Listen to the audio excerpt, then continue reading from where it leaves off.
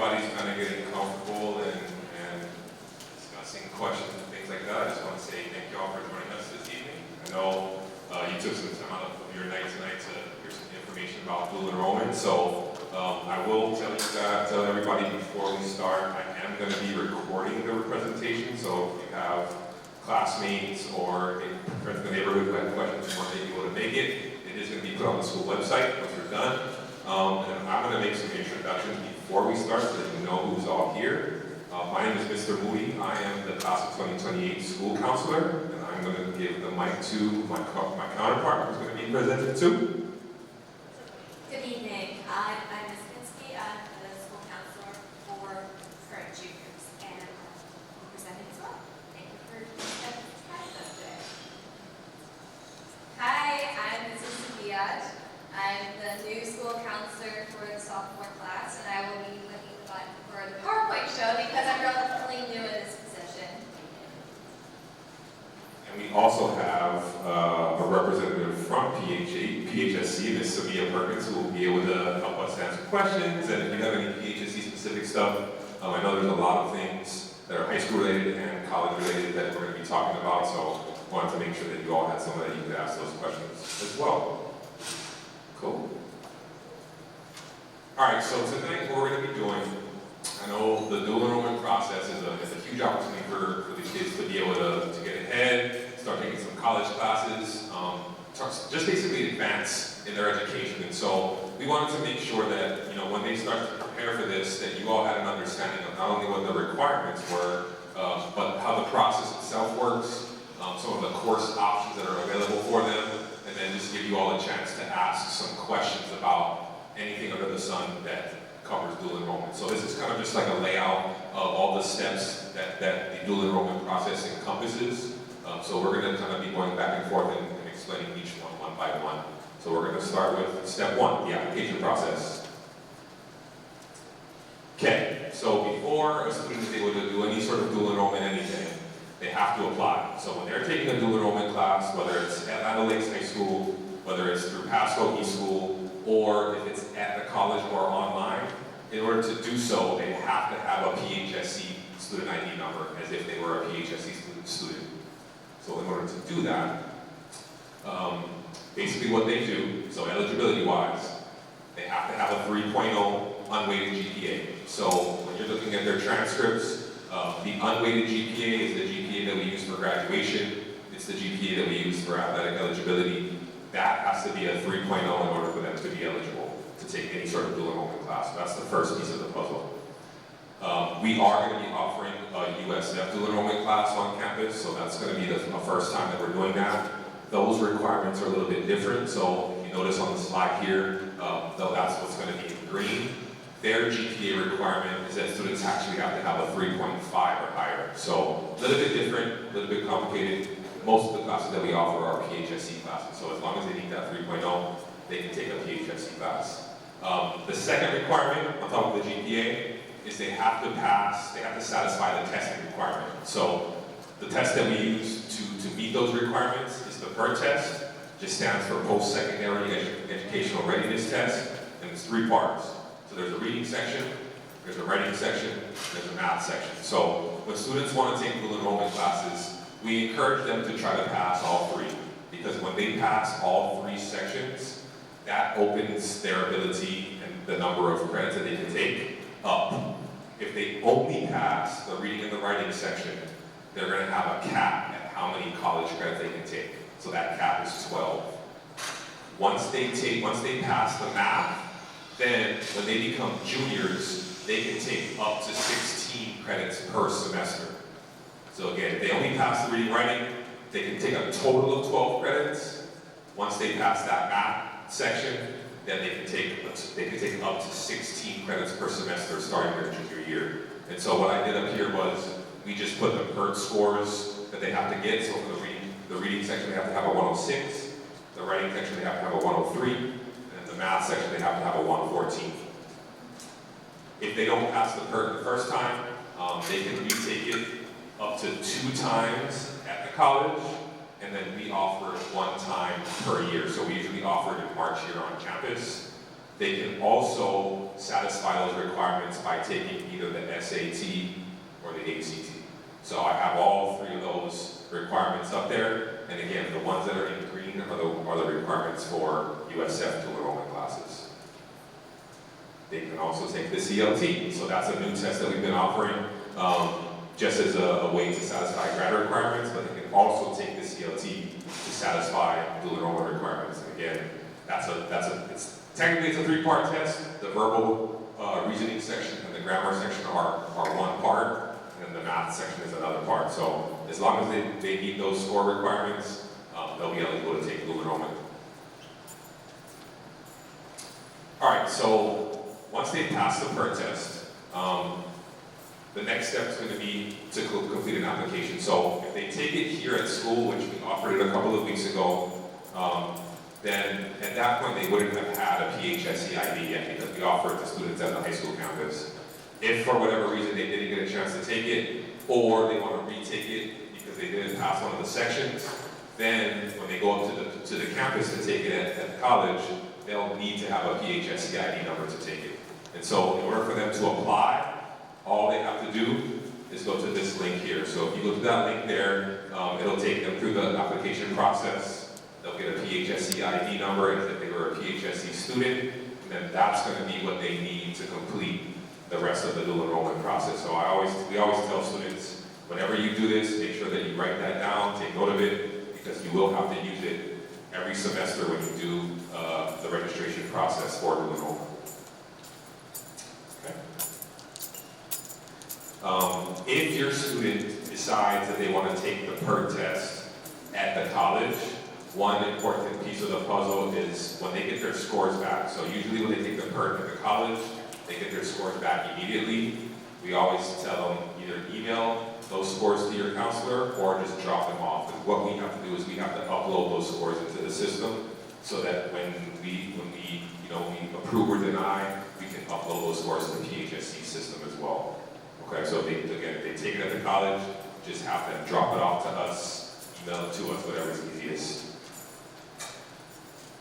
The online application portion of the USF dual enrollment class. So for those students who are going to be taking that class on our campus, it's a little bit different than the PHSC process. When y'all walked in, we did have some forms on the table that had some information about both, but that's a completely separate process than the PHSC process. So it's similar in that they have to create themselves a USF student ID number, but as far as the forms that they have to fill out and all that, those are going to be a little bit different. So if you didn't get a chance to grab one, just make sure before you leave that you grab one of those USF forms because it has the checklist laid out for you. The difference in the testing requirement for the USF, with PHSC, no matter what, they have to pass the reading and the writing portion of the PERT. That's a necessity. With USF, because we're going to be offering that one science class on our campus, as long as they get a 114 or higher on the math portion of the PERT test, they're eligible to take that. Okay, so that's only for the USF DE class. For the rest of the classes, the PHSC courses, they have to at least have a reading and a writing score pass on the PERT. Okay, step 2.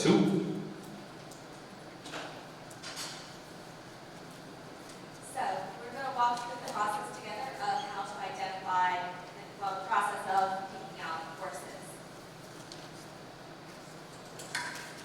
So it's, as Mr. Mooney mentioned, the number of credit hours that you can register for depends upon, first of all, how many credit hours you've already taken and your grade level. So for students, in looking at your fall and spring, if you are a 10th grade student, you can only have 7 credit hours.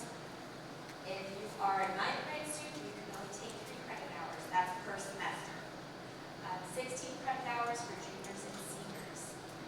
But if you've not met that 114 in math, then you can only have a total of 12 credit hours earned.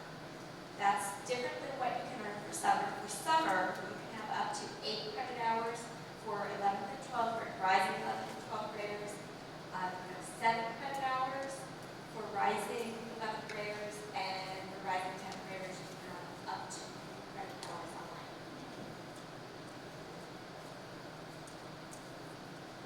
So we're going to go through 2 slides. This slide, it talks about the classes that are available here with us at Land Lakes. The next slide we'll go over are the classes that are available at Casco School. If a class is offered here at Land Lakes High School for dual enrollment, that class can only be taken here at Land Lakes. So you could register for an ENC 1101 for the fall term at Casco School. It is offered there, but if it's offered here with us, you have to take it with us. If it's a class that's offered at Casco School, you have to take it through Casco School. So wherever your home school is, that's where the class that you have to take it. If it's not offered here or at Casco School, then you can take it through the agency. So for next year, for the fall, we're offering English, Math, Science, and Social Studies. Our English class for the fall is ENC 1101. For the spring is English composition ENC 1102. For our math class, it is Math 1105, which is college algebra, and then for the spring it's Math 1114, and that's plain trigonometry. We also have U.S. history, and the top is the fall semester, the bottom is the spring semester, and then we have the 2 biology classes, one for fall, one for spring for USF. Through Pasco eSchool, they offer other classes. So they offer intro to public speaking, both semesters. They offer microcomputer applications. They offer both 2 levels of Spanish. They offer intro to humanities, and they offer 2 business classes: the intro to business class and the intro to business entrepreneurship classes. So when you, and we'll see this in a minute, but when you complete your dynamic form, that's where you pick where you're taking the class. So and it has to be completed correctly, or else you'll have to complete another dynamic form, because your form cannot be approved if it is picked at the wrong level. Okay. So you would go to advising.khs.edu to search for the classes available. So how do you know what classes you want to take? Do a search based on what you're interested in. So for example, let's say you wanted to take a class that is not available here at Land Lakes or through Casco School. So you wanted to take the government class which is American Federal Government, which would fulfill the U.S. government requirement. So you would come to advising.khs.edu, you would select your term, so let's say in fall 2025. And then you would type in what you were interested in by subject. Or if you know, so for example, if you knew that American Federal Government was POS 2041, then you would type in the course number. Also, it will bring up a list of the classes that are available. It will show you whether they're available online, what the location is, so whether it's on Porter campus, whether it's on Ritchie or Green City, and also the times and that's available, times and days that's available. Because it's important when you are picking classes, if they're at the agency campus or online, it's important to make sure that that's not going to conflict with your landlord's schedule. You can't be in 2 places at once. So building your schedule, picking classes that you know will conflict is important. So that's why it's important to look at the times that are available. So you would look and you would try to find the course name and number. Look up the description, make sure that you've met the prerequisites for the class if it's not one of the ones that's offered here in Land Lakes. And then on the Pasco County Dual Enrollment webpage, you'll notice something called the planning worksheet. I recommend that everybody complete the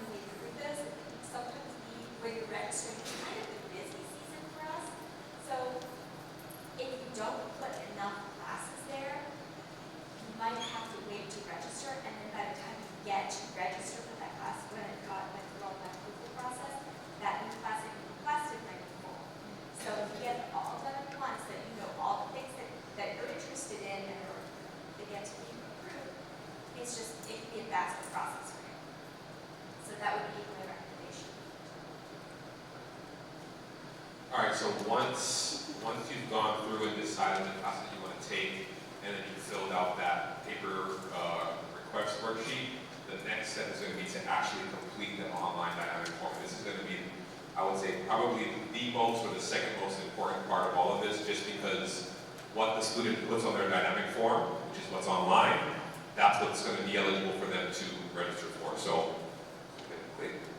So the dynamic form is essentially just an online version of that paper request form that Ms. Pinsky just showed you. So that is kind of just going to act as your guide. So when we recommend that you fill that out, we want you to fill it out so that when you go to fill out the online dynamic form, you have all the classes laid out that you're going to pick. And so what's going to happen is, you have, once you've applied, you have your PHSC ID number and password. That's going to be what you use to log into your account, because you're going to need that to fill out the online dynamic form. So you can't do any of this stuff until you have that PHSC ID number and password. So essentially, when you create your account, you'll have a default password. You can always go and reset your PHSC ID number and password at this website here. So if you want to reset it to something that you know you're going to remember, I would always suggest do that. And then once you've done that, so once you have your ID number and your password set and have it written down somewhere, this website here is going to be the website that you would go to find the dynamic form. So essentially, that's the dual enrollment website for high school students. And on that website, and I'll show you all a picture of what it looks like. On that website, it'll have a dual enrollment online request form link for you to click and start that dynamic form. So once you go to that website, essentially on the right side of the page, you'll see a link that says dual enrollment online request form. The one that you see here, I just circled it because it's the only one that's up right now. It's for the summer. The fall one has not been released yet. Once the fall one is released, you all will get communication from us so that you know that you can go and start that process. One thing that we always encourage folks to do, just take note of the PHSC help desk number in case you run into any kind of issues with your username and password. If you get stuck, just, you know, it's technology, so we know that sometimes technology, there's glitches in the system. To have access to someone who can help you, they have a number that you can call, so that number is up here. It's 727-816-3311. They also have an email address that you can access. It's just helpdesk@phsc.edu. And so as you go through the process, if you run into any kind of snafus or anything like that, you always have a number that you can call. All right, so just a couple of tips. So as you all are filling out the dynamic form, first things first, part of the process is for parents to have their email address put in there, because like Ms. Pinsky was saying, one of the steps that you have to go through, it goes from the student to the parent. So just make sure that the email that you put in there is correct and it's accessible. Sometimes the platform that's used might send it to your junk email, so I say just always check that. And then, like Ms. Pinsky was saying, on the paper sheet, fill out as many classes as you can. Same thing with the dynamic form. Try to fill out as many classes as you can. Again, if you go to register and you only put 3 classes on your form, and those 3 classes are full, there's going to be no other classes that show up for you. But if you put, you know, all 14, then there's a better chance that those classes will be available for you when you go to register. Another thing to think about when you go and you fill out the form, one of the things that you're going to have to do is you're going to have to pick the location. So like Ms. Pinsky was saying, you can either take it at PHSC, online with PHSC, at Land O'Lakes High School, or at Pasco East School. If you're going to take a class that's not offered here, or not offered at Pasco East School, I always tell folks, pick the option that says PHSC on campus or online. So the reason why that's the case is if you only pick PHSC campus, or you only pick online, and all those online sections are full, or all those PHSC campus sections are full, you won't be able to choose the other option. But if you have both, then it'll show you all of the classes that are available, both on campus and online. Okay. And then for the ones that are offered here at Land O'Lakes, you're just going to put high school campus as your location. And then for the ones that are offered through Pasco East School, you just put Pasco East School as your location. Okay. just some pictures of what the form looks like. So when you go in there to create it, students, yours will look something like this. Parents, yours will look similar. So you just go through, fill in that information, select your high school counselor. So if you're a current 9th grader, it would be myself. If you're a current 10th grader, it would be Z. And then if you're a current 11th grader, it would be Ms. Pinsky. And then for PHSC, it would just be PHSC. Can you continue? All right, so this is a picture of what that dynamic form looks like. So if you look, it's kind of similar to that paper form that y'all saw earlier. So this column would be where you choose the course. This is the campus part where we're talking about where you pick the location. And then once you fill that out, what happens is the student fills it out. They choose these two things. They submit it. It goes to their parents or their guardians. And then once they submit it, then it comes to us. We either approve or deny based on their scores, based on whether they're eligible. And then our last step, when we submit it, is it goes to the PHSC advisor and they do the final approval process. So you won't be able to register for those classes until that approval process is complete. And you will get an email once you've been completely approved, and it'll come through your PHSC email. So get into the habit of, once you're a PHSC student, I know getting into the habit of checking emails is going to be a lot, but you're going to have to check all dual enrollment correspondence is going to go through your PHSC email. So I know students have their analytics email. Any dual enrollment correspondence and information is going to go through that PHSC ID email. All right, so this is just another step, same thing. Once they get to the end, so once students have filled it out, they've picked their courses, they've submitted it, it'll just ask them to put their first name, their last name, and then sign it. Once they sign it, that's like them submitting it to us. Okay. So one thing I wanted to be clear about is that with PHSC classes, whether it's through LOLHS, whether it's through Pasco eSchool, or through PHSC on campus or PHSC online, there is no dual enrollment if there's not a dynamic form completed. That has to be done, or there is no dual enrollment. Being dually enrolled means being enrolled here at LOLHS and or Pasco eSchool and at PHSC. And the way that happens, the first step of that is you must complete the dynamic form. USS biology class has its own process. So to create a parent account to approve the dynamic form, so you'll get that email. At the bottom it will say, it will have the link to do that. Once you receive your email, then you have to approve it. If parents don't approve it, it never comes to the school council. You never see it. So parents need to approve those requests in order for it to show up for the counselor to approve. This is an example of what the email looks like, and you can see at the bottom is the link to the dynamic form. And so when you click the link, it will take you to this page. If you have not created an account, then you would create a new account. If you've already created an account, then you would just go ahead and log in. And then you'll enter your name. Then it comes to the school counselor.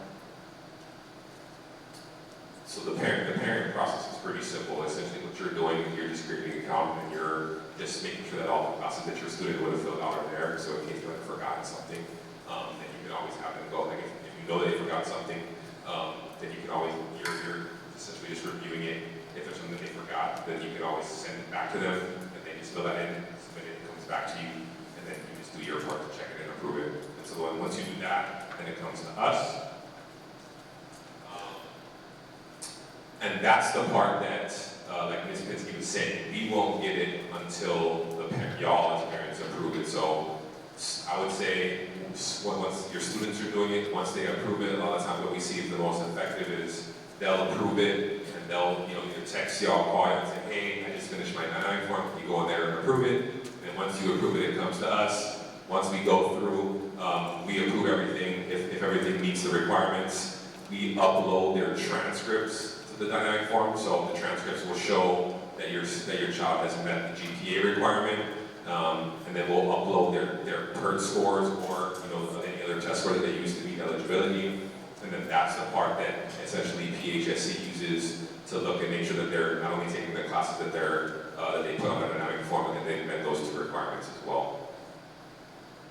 Okay, and then the last step is PHSC.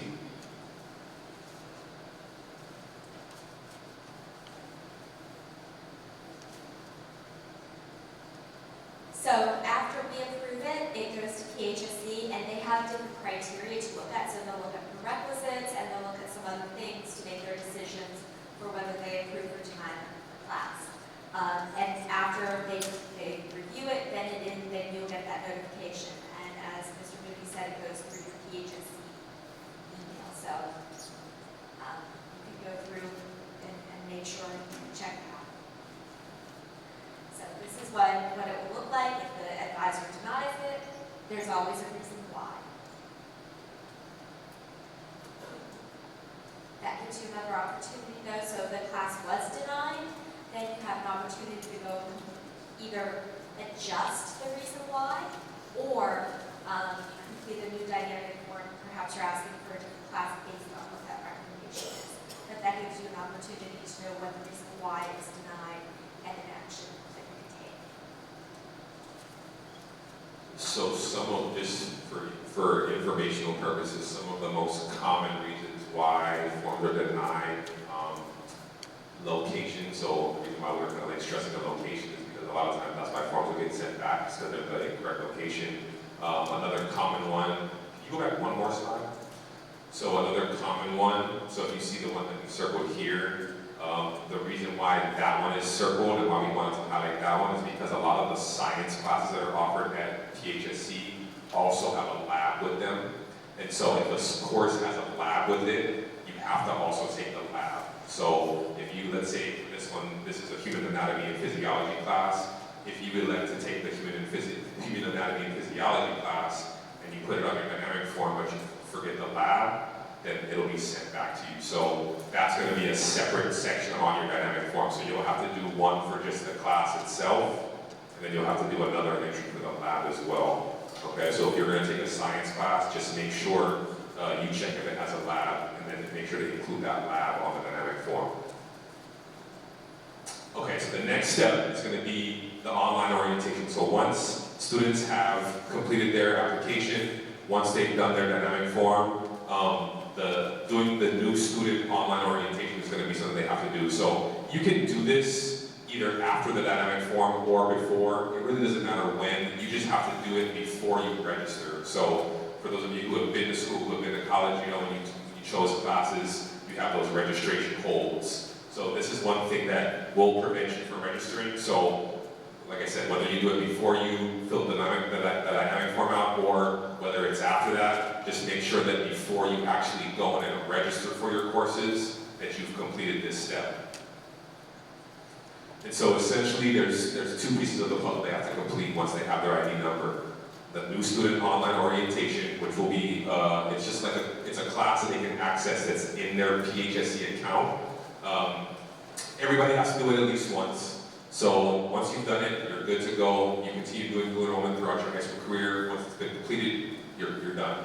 But like I said, if they don't do it, there will be a hold on their registration until it's completed. And then basically to access it, all you have to do is go into their My PHSC portal. And in PHSC, they use Canvas as well. So I know that here, the My Learning portal is, some things are on Canvas. It's the same platform, it's just going to look a little bit different because it's going to be PHSC's Canvas, so they're going to have to kind of toggle between both as high school students. But that orientation course will be in their My PHSC Canvas platform. And then the other part of the piece of the puzzle is there's something called an online readiness course. So I think at this point, I know on the slide it kind of says if you're going to do an online course, I always just tell students whether you plan on doing an online course or not, as soon as you get your application in and it's your first time, just do both. Do the new student online orientation and the online readiness course, because even if they don't plan on taking an online course this semester, they might next semester, they might down the road. Once you have that done, then you're done. So this one usually takes about 2 hours, so it does take a little bit of time. So that's why I always say that, do it early, that way you go in and register, it's not something you have to worry about. All right, then the last step. So once students have been approved for their dynamic form, and then they wait till it's time to register. So if a student is taking a dual enrollment class through Land Lakes High School, and they did their dynamic form, then they're done. As long as that class was on their course card, then we've registered them here at Land Lakes. For dual enrollment, we're enrolled in 2 places. You're enrolled here at Land Lakes, so that class has to show up on your Land Lakes schedule, and you're also enrolled at PHSC. So completing that dynamic form and having approved takes care of that part for you. But if it's someplace else, you must register for the class. So in order to do that, that advising page we were talking about, advising.phsc.edu, you'll click on that link again, and you'll register for the classes that you're taking at PHSC on campus or online. If there is a Pasco eSchool dual enrollment class, there is a separate process for that. There's a mock form that gets sent out to anybody from district, to anybody that is requesting a dual enrollment class through Pasco eSchool. And so as soon as that comes out, we share that with you. Okay.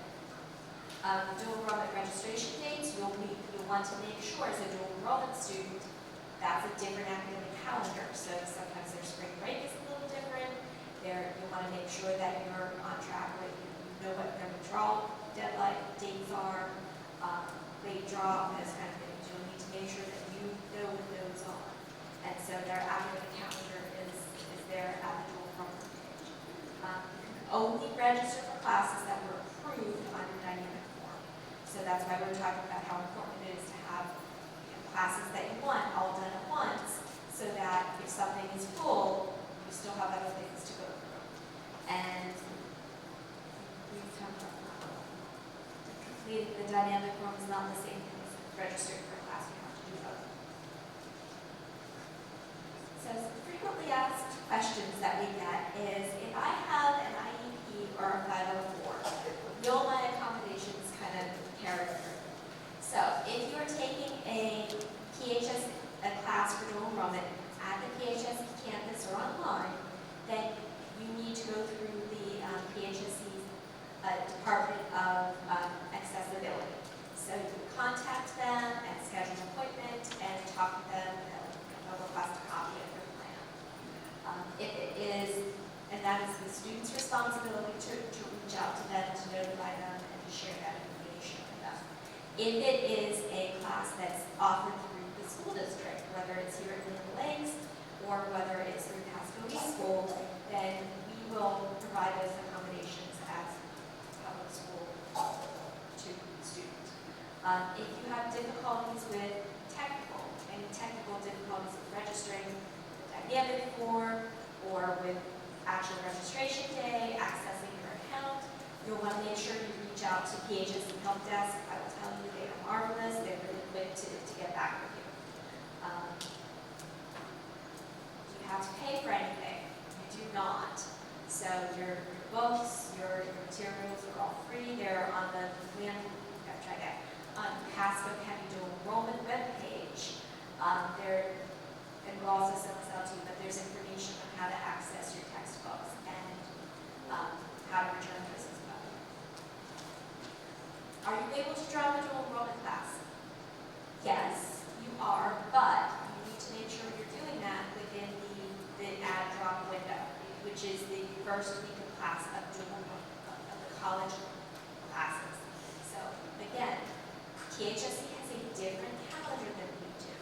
So it's important that you are able to keep track of what those deadlines are. Because as a dual enrollment student, you're recognized as a college student, so you need to be able to juggle both calendars. Students are responsible for maintaining that and understanding the important dates and deadlines. If you miss the window that first week, then you have the opportunity to late drop and late withdraw. However, that's a process, and a late drop will show up on your transcript, and you need to have an extenuating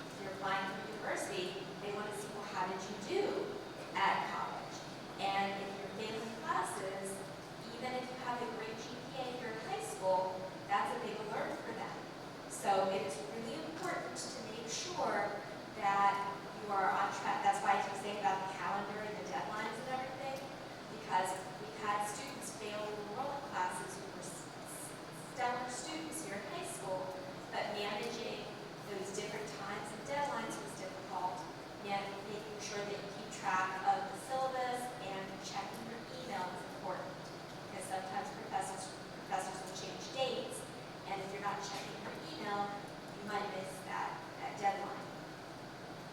So it was really important that you're on track with everything. A dual enrollment student needs to be on top of checking their email. They need to be on track of checking deadlines and dates. If you have questions, contact your school counselor. You can also reach out to PHSC. We have an advisor. And so you can reach out to them as well. Mr. Basilicus, that's his email. And you can also reach out to USF. Their email is dualenrollment@usf.edu. To find information about dual enrollment, we have a couple different options. So, one option is the Pasco County Schools dual enrollment page, and this is the link, pasco.k12.ll.us.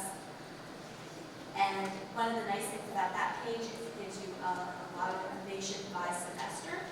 The other thing is that when we talked about that paper copy of the dynamic courses for your wish list before you fill out your dynamic book, that's where you'll find it. But in order to have more information for your programs, you can go to the PHSC website or to the USF website. And here's some useful information. There's a back for dual enrollment at PHSC.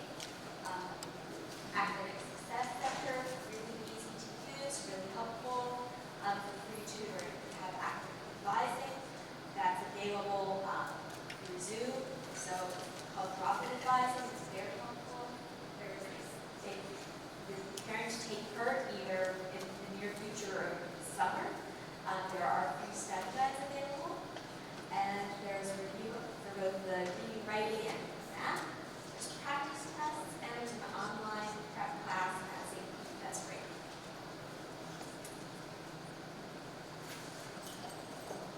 That is it. Do you have any questions? Yes.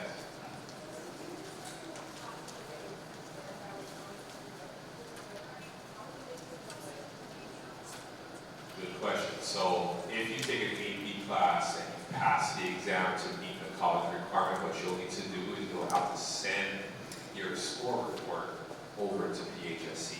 So that'll be done. You can just send it directly to their advising office. You can send it directly to the PHSC advisor who oversees our school. But they have to have record of that because that will be applied to the prereq. Good question. Yes.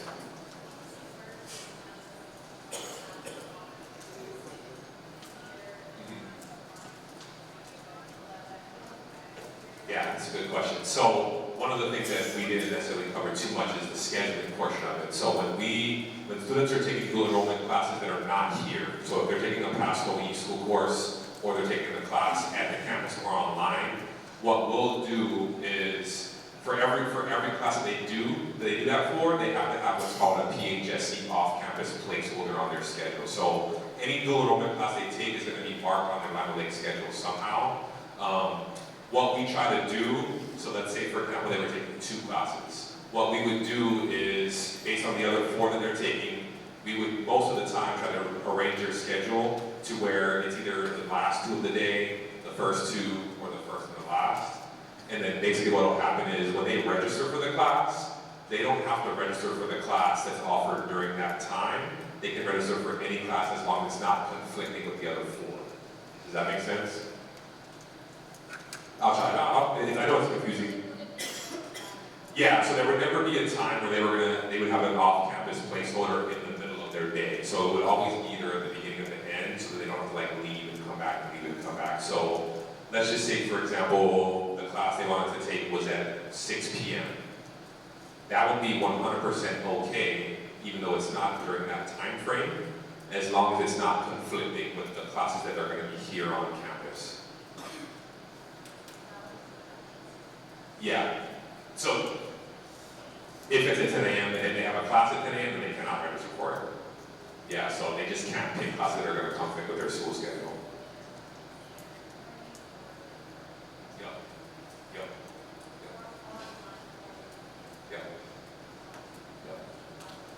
one of the questions that we get a lot is if they're taking an online class, can they do it on campus? If it's online or if it's at the campus, it has to be an off-campus placeholder. Yeah, unfortunately. Yeah. Yeah.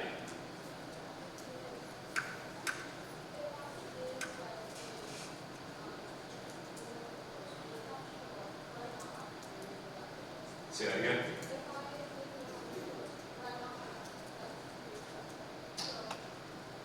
So did you say if you do a course, would you not have a period for that class? Good question. So anytime that you have a dual enrollment class, it's indicated somehow on your schedule. So if it's here on campus, it'll show up this as a normal class would. If it's online at the college or a Pasco e-school class, it would show up as a PHSC off-campus placeholder.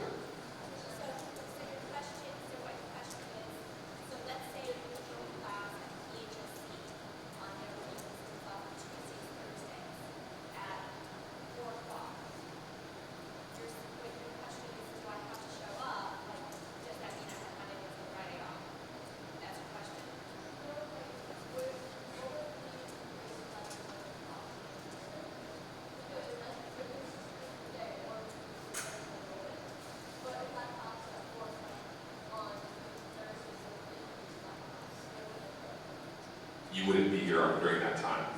So anytime you have a PHSC off-campus placeholder on your schedule, you're not in any class on campus, so you'd be able to either leave early or come to school later. Yeah.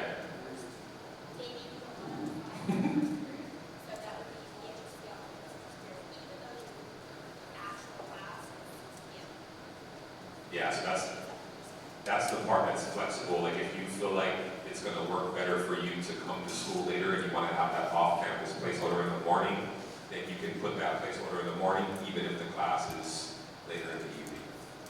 Yeah. Yes, ma'am. How long are the approvals on the dynamic form? Can I just do, does it only expire one semester, or can I have something that I want to take second semester? That's a great question. So that process that we just went through has to be done every semester, except for the application part. So once they have the application done, and the orientation done, and the online readiness course done, that's complete. But the dynamic form portion has to be done every semester. Because they would be taking new classes every semester, so they have to redo that. It's usually released, so like for the fall, it'll probably be released here in the next month or so. And then for the spring, it's usually released in like November-ish. Yes, ma'am.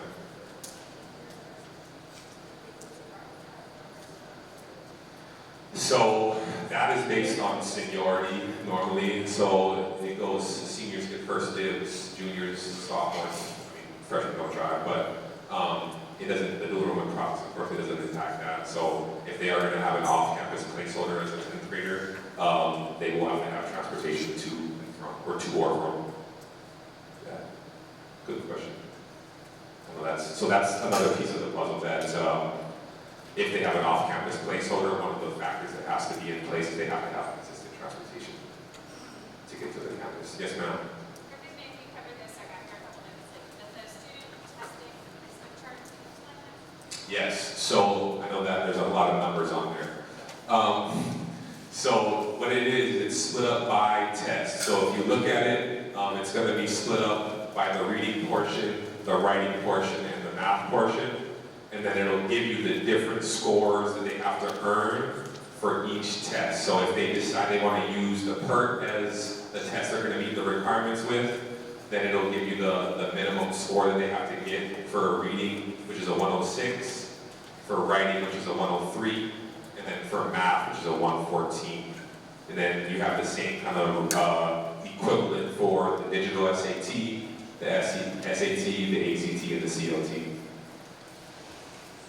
Does that answer your question? So, like for the math, right? Yeah, They have to have the 114, the 123 for college algebra. Yep. But in that, you have a column there, a row for 114 and 122. So what are those courses? That's a good question. So the 114 part is the minimum math score that they have to take, they have to get to be able to take the max number of dual enrollment credits per semester.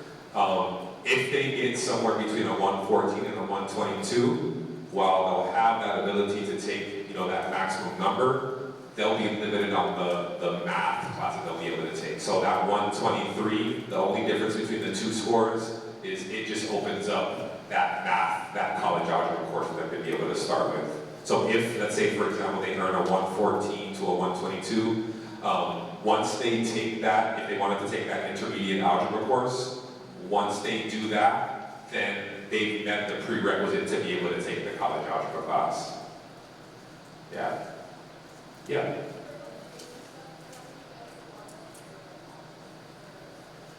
Say that again.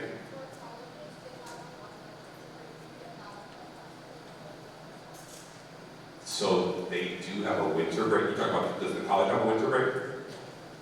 Yes. So they're on a similar schedule. So their semester start dates might be a little different than ours, but yeah, once the semester is done, the PHSC is off. They're not working, and then they come back in the spring just like we do. So they might end their semester a week before ours, and then they might start a week before or something like that. But it'll be a little bit different. But they do have a winter break.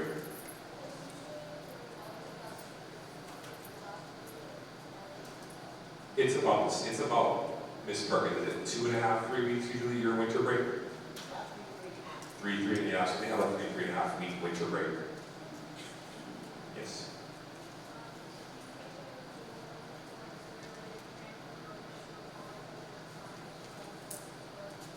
Absolutely. Yeah, so one of the big benefits of dual enrollment is that it gives you college credit and high school credit, and once you've earned that college credit, that goes with you wherever you go, college-wise. It transfers, yeah. So what they would do is they would just take whatever course is the closest equivalent to what you earned credit in, and that's what your credit would be in.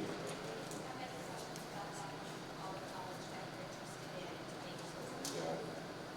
Good question. Any other questions? Ms. Perkins, is there anything that you want to add that we didn't cover?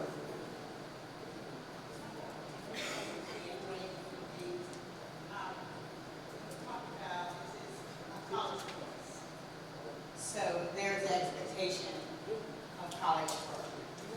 There's also an expectation in terms of not only the rigors of college, but also making sure that we adhere to policies. So they mentioned to you two things. They mentioned the dual enrollment orientation. That is important. And the reason for that is it's going to talk about what is the expectation of a dual enrollment student. And make sure that you understand that there is a academic calendar. Making sure that you understand those deadline dates, because those are very, very, very, very important. Also, with the online readiness, those are two things you're going to have to do before you register for your classes. There will be a whole learning account. We also want to make sure that you adhere to those deadlines. Those deadlines, especially for completing your dynamic form, is very, very important. At the West Campus, there are 6 academic advisors, and they are all assigned various high schools. And so they are working diligently on the process of improving your dynamic form. Once, if for some reason you do not put enough classes or they deny it, then it has to start the cycle all over again. And so then they're continuously working on dynamic forms, but I want you to think, okay, well, you just act on it once, can you go back and act on it again right now? There's going to be a way for that. So we want to make sure that you put as many classes on there. Also, the academic advisor is there to also assist you as you're talking about transferring to different colleges and universities once you finish and graduate. We're going to encourage you to meet with the academic advisor to ensure that you are on that proper path, to ensure that, if the goal is once you graduate that you have that AA or you one more course or one more semester for it, that you're on track for that. So we want to make sure that you take advantage of those. But the deadlines, I can't stress you enough, because they're talking about the late drops and late withdrawals. I'm going to read those. And so we want to make sure that you are following all of things. And if you run into a problem with any of your courses with PHSC, your academic advisor is there to advocate for you. So send them an email immediately, let them know where your challenges are, where your struggles are. And also we work very closely with Laura Rosa to make sure that you run into some issues, because sometimes it's not just one student, it may be more than one, but she'll have to step in and also assist.